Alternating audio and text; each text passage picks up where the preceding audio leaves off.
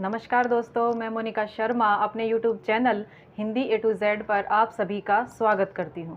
Friends, आज हम बात करेंगे हिंदी व्याकरण के एक महत्वपूर्ण विषय सर्वनाम के बारे में। तो आइए शुरू करते हैं। सबसे पहले सर्वनाम कहते किसे हैं, इसकी परिभाषा क्या है, इसकी डेफिनेशन क्या है। तो देखिए, संज्ञा के स्थान पर प्रयुक्त होने वाले शब्दों को सर्वनाम कहते हैं। सर्वनाम 6 प्रकार के हैं। सर्वनाम 6 टाइप के होते हैं।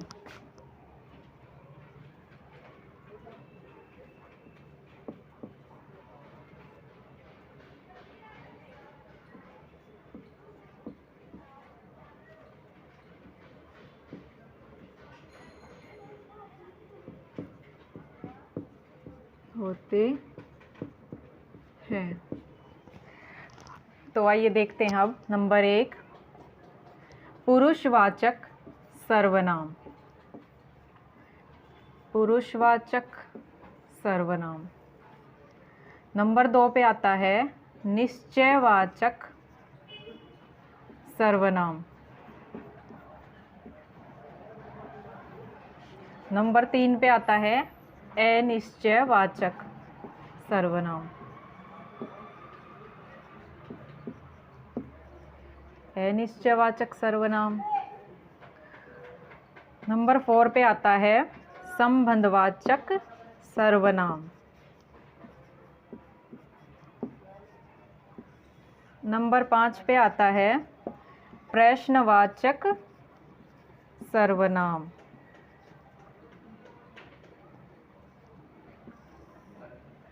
नंबर 6 पे आता है निजवाचक सर्वनाम। तो आइए अब एक एक करके सभी का वर्णन करते हैं। सबसे पहले है पुरुषवाचक सर्वनाम। तो पुरुषवाचक सर्वनाम किसे कहते हैं? जिन सर्वनाम शब्दों का प्रयोग वक्ता खुद के लिए और किसी दूसरे अन्य व्यक्ति के लिए करता है, उन्हें हम पुरुषवाचक सर्वनाम कहते हैं। जैसे मैं, तुम, आप, हम, तुम्हारा आदि। तो अब पुरुषवाचक सर्वनाम को 3 भागों में बांटा गया है। इसके 3 प्रकार हैं। नंबर 1, उत्तम पुरुषवाचक सर्वनाम। देखिए,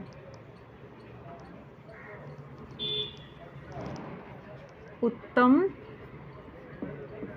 पुरुषवाचक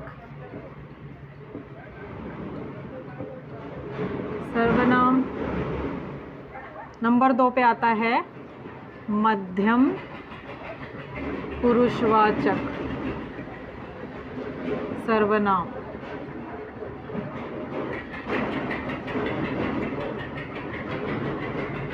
ठीक है। नंबर 3 पे आता है अन्य पुरुषवाचक सर्वनाम। तो उत्तम पुरुषवाचक सर्वनाम किसे कहते हैं? जिन सर्वनाम शब्दों का प्रयोग वक्ता स्वयं खुद के लिए करता है, बोलने वाला खुद के लिए करता है, उन्हें हम उत्तम पुरुषवाचक सर्वनाम कहते हैं। इसमें आते हैं जैसे मैं, हम आदि। जैसे एक उदाहरण लेते हैं, मैं फुटबॉल खेलता हूँ। मैं फुटबॉल खेलता हूँ। ठीक है। इसमें उत्तम पुरुषवाचक सर्वनाम कौन सा है? मैं फुटबॉल खेलता हूँ। अपने बारे में वक्ता ने बताया है कि वो फुटबॉल खेलता है, तो इसमें मैं हो गया उत्तम पुरुषवाचक सर्वनाम। नंबर 2 पे आता है मध्यम पुरुषवाचक सर्वनाम। जिन सर्वनाम शब्दों का प्रयोग वक्ता श्रोता के लिए करता है, किसी दूसरे व्यक्ति के लिए करता है, तो उन्हें हम मध्यम पुरुषवाचक सर्वनाम कहते हैं। इसमें आते हैं जैसे तू, तुम आदि। इसका उदाहरण देखिए, तुम घर कब आओगे।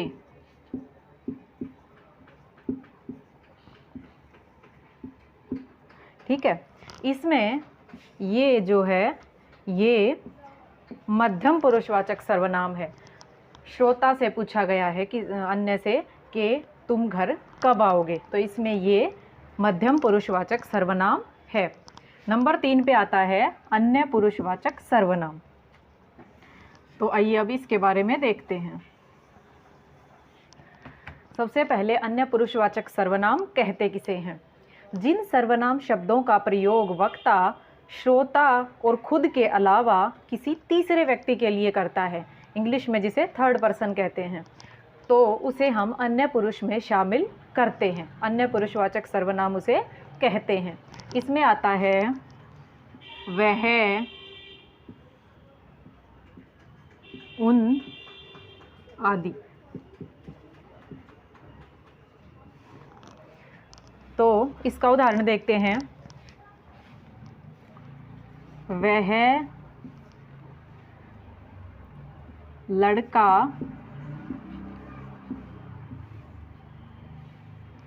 बहुत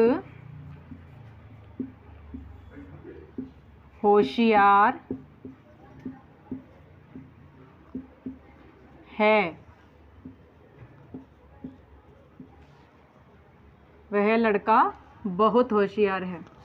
तो इसमें जो वह है, ना तो ये वक्ता के लिए यूज़ किया गया है, ना ये श्रोता के लिए प्रयोग किया गया है, ये किसी तीसरे व्यक्ति के लिए प्रयोग किया गया है।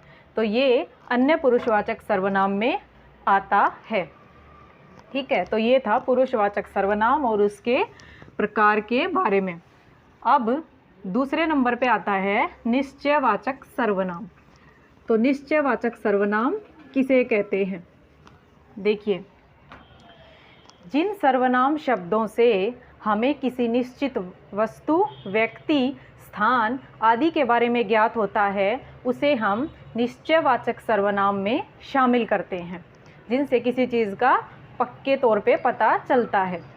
इसके उदाहरण हैं जैसे यह, वह आदि। अब हम इसका उदाहरण लेते हैं। जैसे यह मेरी किताब है।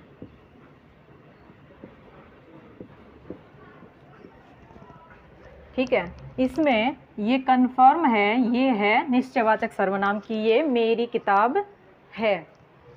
तो ये निश्चयवाचक सर्वनाम में आता है। एक और उदाहरण देखते हैं। वह तुम्हारी मोटरसाइकिल है।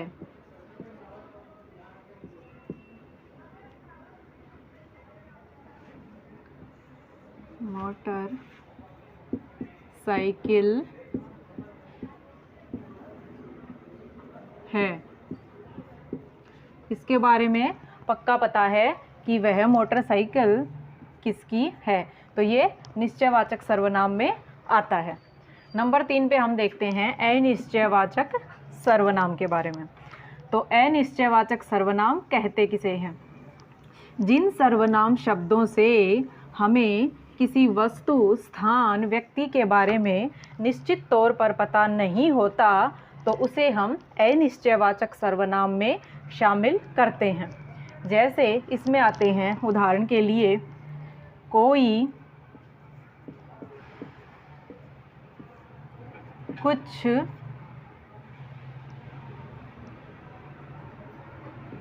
आदि। तो इसका उदाहरण देखते हैं अब। शायद दरवाजे पर कोई है। तो इसमें कौन सा है अनिश्चयवाचक सर्वनाम। कोई। पक्का कंफर्म नहीं है, पक्का नहीं पता है कि दरवाजे पर कौन है, तो ये कोई जो है अनिश्चयवाचक सर्वनाम का बोध यहाँ पे करा रहा है। एक और देखते हैं, मुझे कुछ खाना है, सॉरी, तो इसमें अनिश्चयवाचक सर्वनाम में कौन सा शब्द आता है? कुछ। ये अनिश्चयवाचक सर्वनाम के बारे में बता रहा है। नंबर 4 पे आता है फिर संबंधवाचक सर्वनाम। तो संबंधवाचक सर्वनाम किसे कहते हैं? जिन सर्वनाम शब्दों के द्वारा दो वस्तुओं, व्यक्तियों आदि के बारे में, संबंध के बारे में पता चलता है, एक वस्तु का दूसरी वस्तु के साथ संबंध पता चलता है, उसे हम संबंधवाचक सर्वनाम में शामिल करते हैं। जैसे इसके उदाहरण हैं, जैसा, वैसा, वैसा, जो, सो आदि। ये इसके उदाहरण हैं। अब इसका एक एग्जाम्पल देखते हैं। जैसे जैसा करोगे, जैसा करोगे वैसा भरोगे।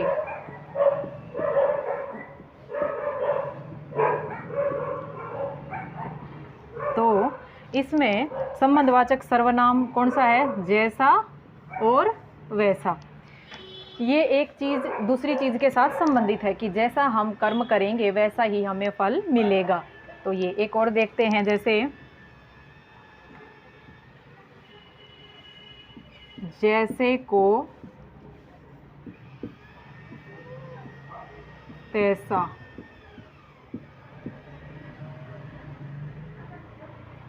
जैसे को तैसा। इसमें संबंधवाचक सर्वनाम के बारे में कौन बता रहा है? कौन सा वर्ड बता रहा है? जैसा और तैसा। मतलब अगर कोई बेईमान है तो उसे बेईमान व्यक्ति ही मिलेगा, जैसे को तैसा। नंबर 5 पे आता है प्रश्नवाचक सर्वनाम। प्रश्नवाचक सर्वनाम किसे कहते हैं? जिन सर्वनाम शब्दों से हमें किसी निश्चित वस्तु, व्यक्ति आदि के बारे में पक्के तौर पर पता नहीं होता, मन में प्रश्न रहता है, शंका रहती है, उसे हम प्रश्नवाचक सर्वनाम कहते हैं। इसमें आते हैं क्या, कौन आदि, कैसे, कहाँ, ये सारे इसी में शामिल हैं। जैसे बाहर कौन आया है? बाहर कौन आया है, इसमें कौन जो है वो प्रश्नवाचक सर्वनाम है। किसी के बारे में पूछने के लिए यहाँ पे ये शब्द आया है। जैसे एक और देखते हैं, तुम कल स्कूल क्यों नहीं आए? इसमें पूछा गया है कि तुम स्कूल में क्यों नहीं आए कल, तो इसमें जो क्यों है वो प्रश्नवाचक सर्वनाम का बोध हमें करा रहा है। तो ये था प्रश्नवाचक सर्वनाम के बारे में। नंबर 6 पे आता है निजवाचक सर्वनाम। तो जिन सर्वनाम शब्दों का प्रयोग वक्ता खुद के लिए करता है और किसी चीज़ का अपने साथ उसको ऐड करने के लिए करता है, उसे हम निजवाचक सर्वनाम में शामिल करते हैं, निजवाचक सर्वनाम कहते हैं। इसके उदाहरण हैं, जैसे मैं, मेरा, हम, हमारा आदि। अब इसका एक वाक्य से उदाहरण देखते हैं। मैं अपना काम स्वयं ही कर लूँगा।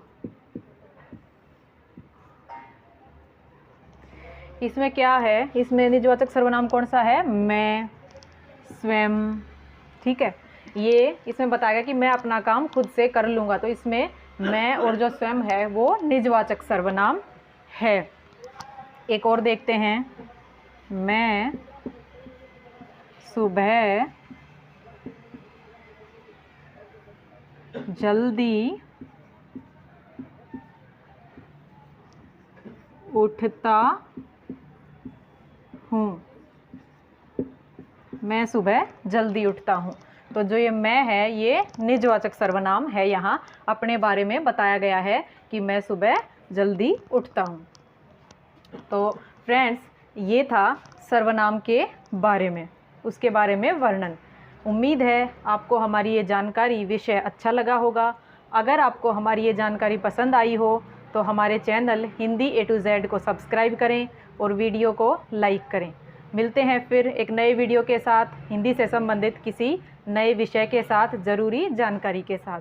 तब तक के लिए जय